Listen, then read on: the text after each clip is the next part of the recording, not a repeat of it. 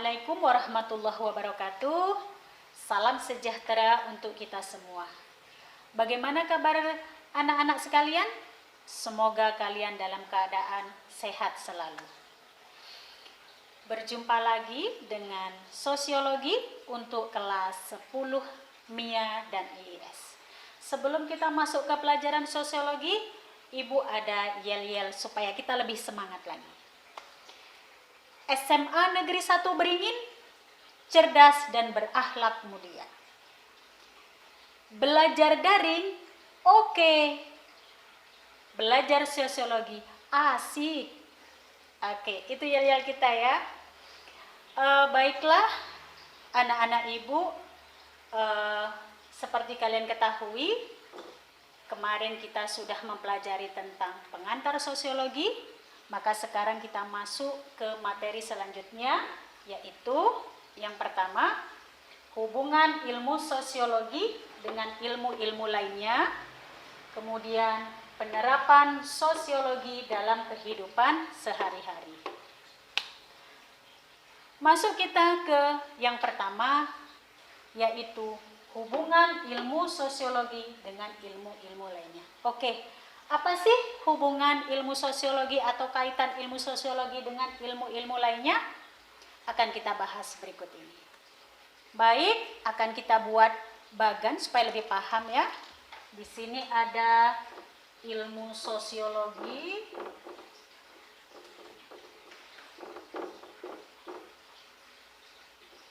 Nah, berikut ini adalah ilmu yang sering berkaitan dengan sosiologi ya. Yang pertama itu ilmu politik,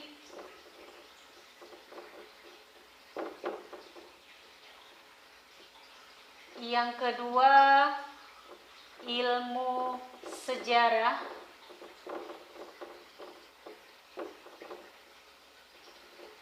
yang ketiga ilmu psikologi,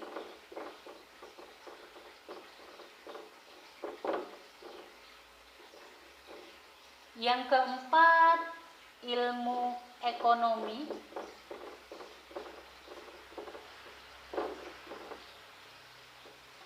Dan yang kelima, ilmu antropologi.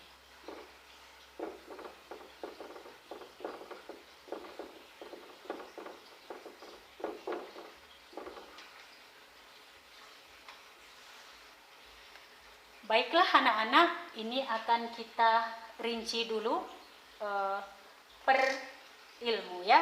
Baik. Yang pertama, apa sih kaitan ilmu sosiologi dengan ilmu politik?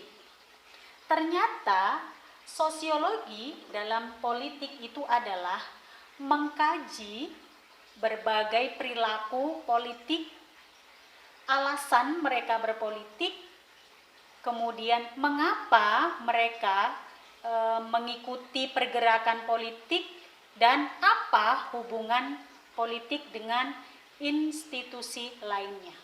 Itu hubungan sosiologi dengan politik. Artinya bahwa politik itu sangat memerlukan sosiologi. Sangat butuh sosiologi.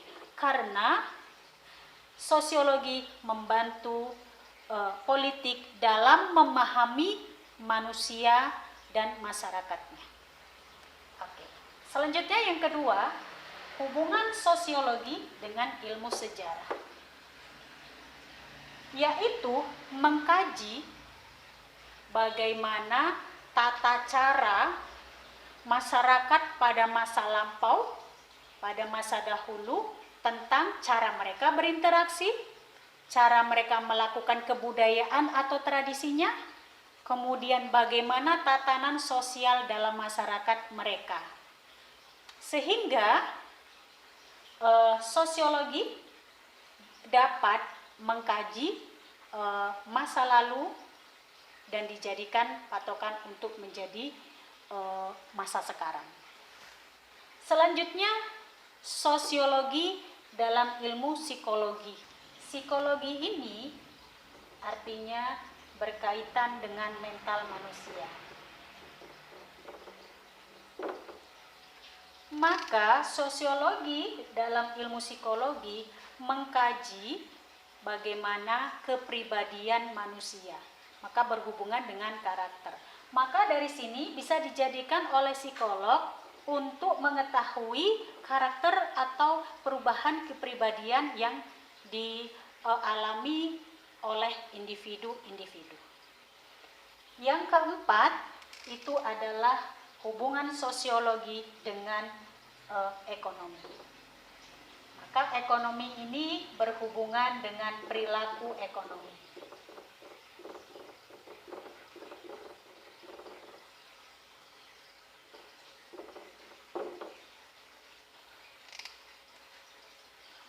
Sosiologi dalam ekonomi itu mengkaji tentang bagaimana perilaku ekonomi melakukan kegiatan ekonomi. Bagaimana mereka melakukan berinteraksi dalam kegiatan ekonominya. Salah satu contoh, kalau misalnya mereka menabung. Nah, kebanyakan tujuan mereka menabung itu salah satunya untuk keperluan masa depan, misalnya pendidikan, membeli rumah yang lebih mewah, membeli kendaraan yang lebih mewah, dan sebagainya. Maka disinilah nampak bagaimana perilaku ataupun cara berinteraksi orang bersosialisasi dalam kegiatan ekonominya. Oke, yang selanjutnya, yang terakhir adalah hubungan ilmu sosiologi dengan antropologi. Nah, hubungannya adalah, antropologi ini ada dua. Ini mengkaji tentang fisik atau biologi. Yang kedua, mengkaji tentang proses perkembangan kebudayaannya.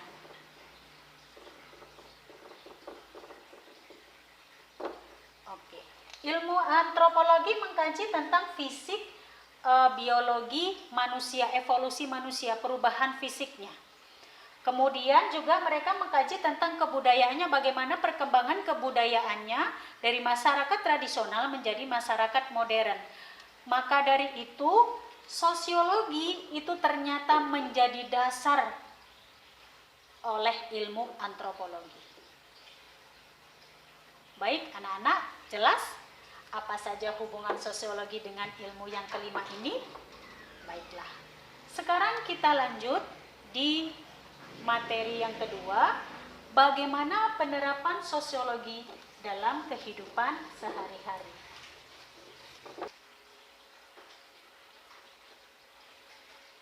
Yang pertama itu secara teori atau keilmuan.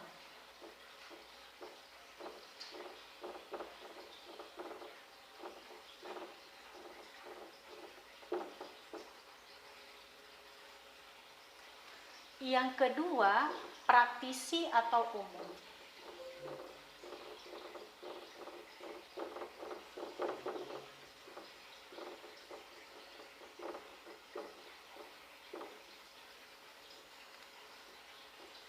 Maka kita akan bahas satu persatu. Yang pertama, teori atau keilmuan itu ada dua, yaitu A, dalam pembangunan, yang kedua dalam penelitian.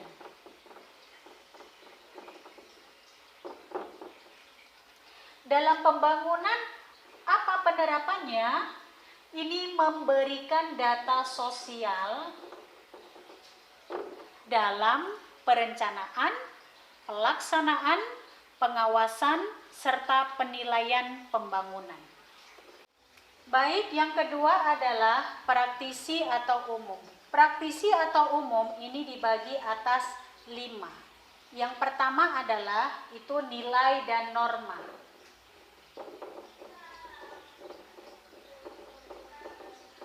Yang kedua, interaksi sosial.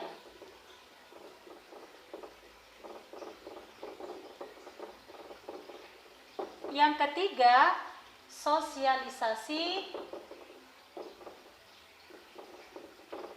dalam pembentukan kepribadian.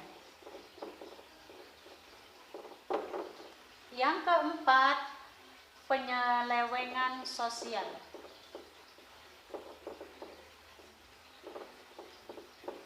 Dan pengendalian sosial. Yang terakhir, perubahan sosial.